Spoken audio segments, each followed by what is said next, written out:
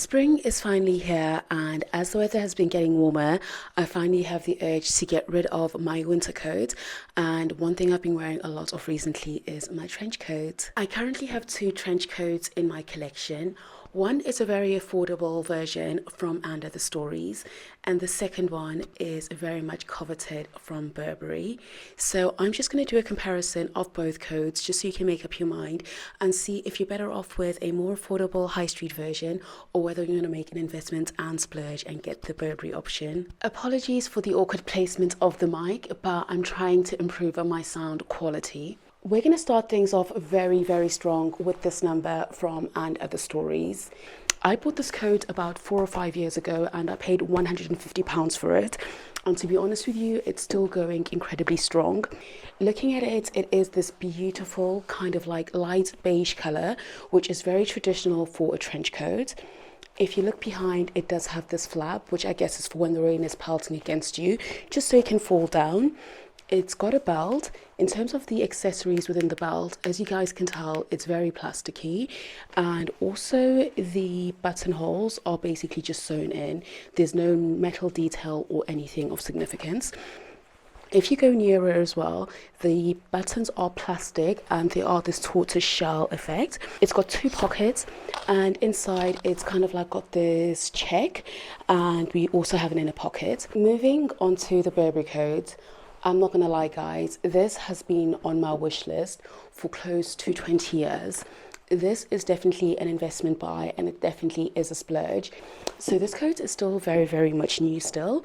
I need to remove the tag, and you'll notice that mine is very, very different and it doesn't have the Nova check. Let me just first remove this and I'll tell you the story about how I acquired it.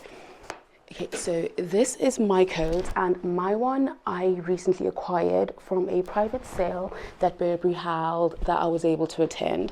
So I suspect that this might be a sample coat because it is like very, very different to how most of the other Burberry coats are.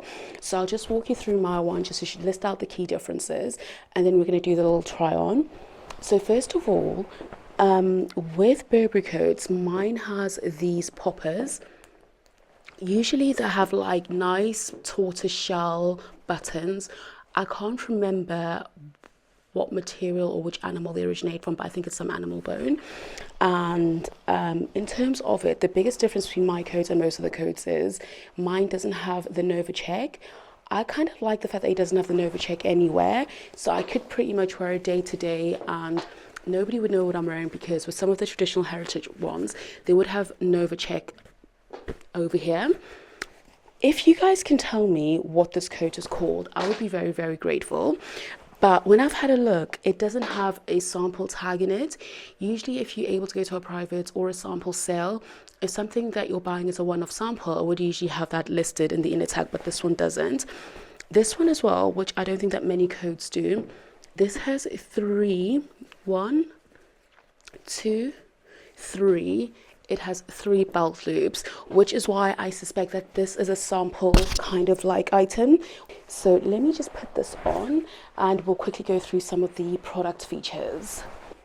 Okay, so I'm actually going to go into some product details. This coat is obviously very much the traditional trench coat, and it's made by what I think they call the gabardine material, which was basically a spoke material created by Thomas Burberry, and this is the material that the brand is very, very famous for.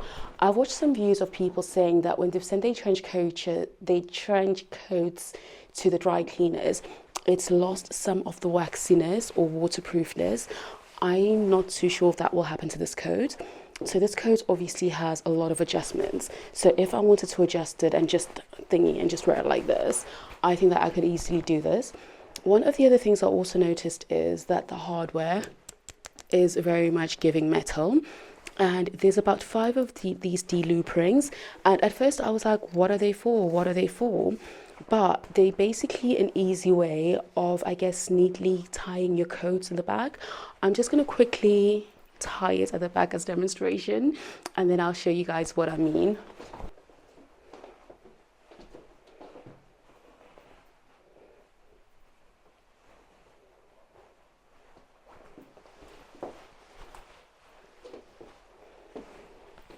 You guys just saw that. I obviously didn't do it very neatly, but you guys can see that the D-rings just basically help your coat look really nice and neat. So when you tie it, it's a lot better than just putting a knot any which way you want. And I feel as if this is why this coat always looks so great and tailored, because there's all of these little nooks and crannies within the design of the coat that's just designed to make it look absolutely spectacular. I bought this as a size 12, and to be honest with you, I barely ever clean it, and when it does need to be cleaned, I tend to just put it in my own washing machine and iron it afterwards.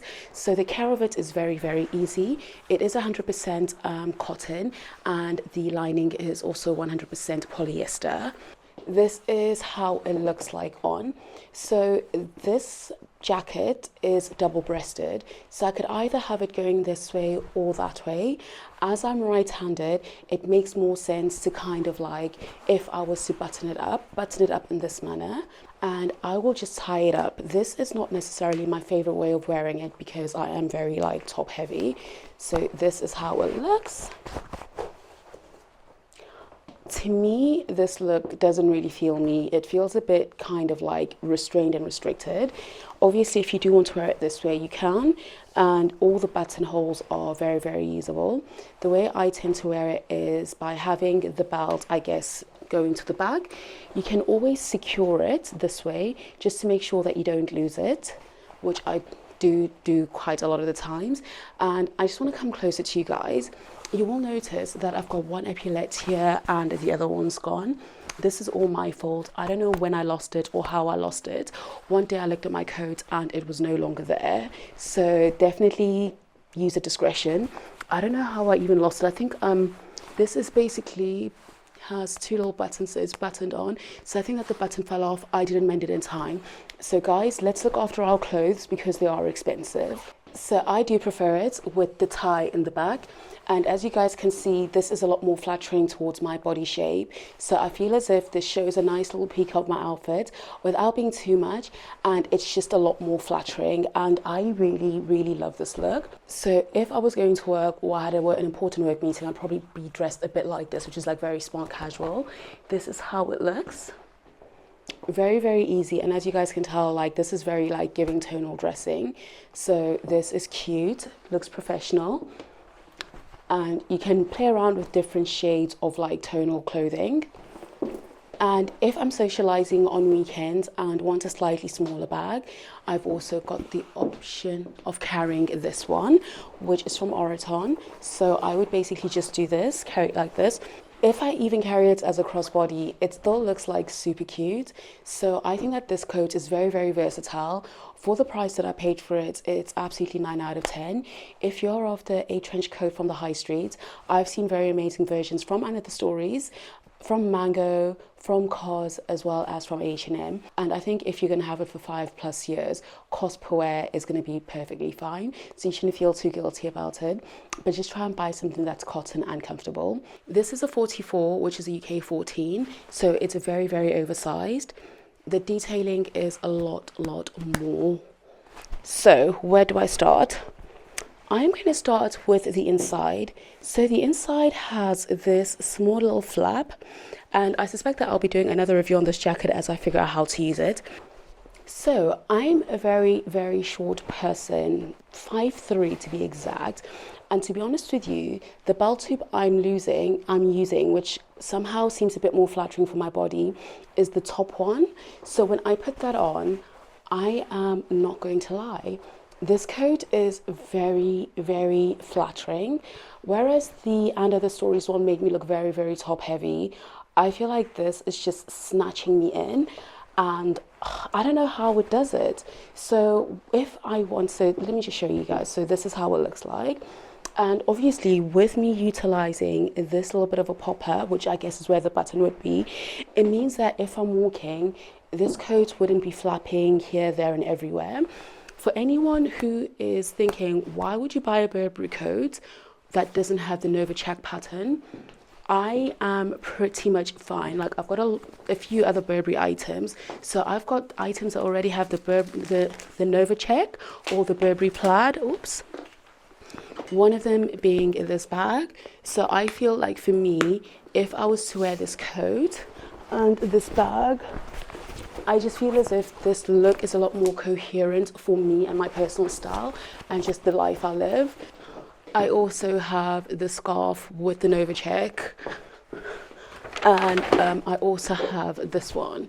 So for me, when we're doing a lot, we don't want to end up giving Burberry bad PR, because we know what happened the last time. People were dripping in Burberry from top to bottom.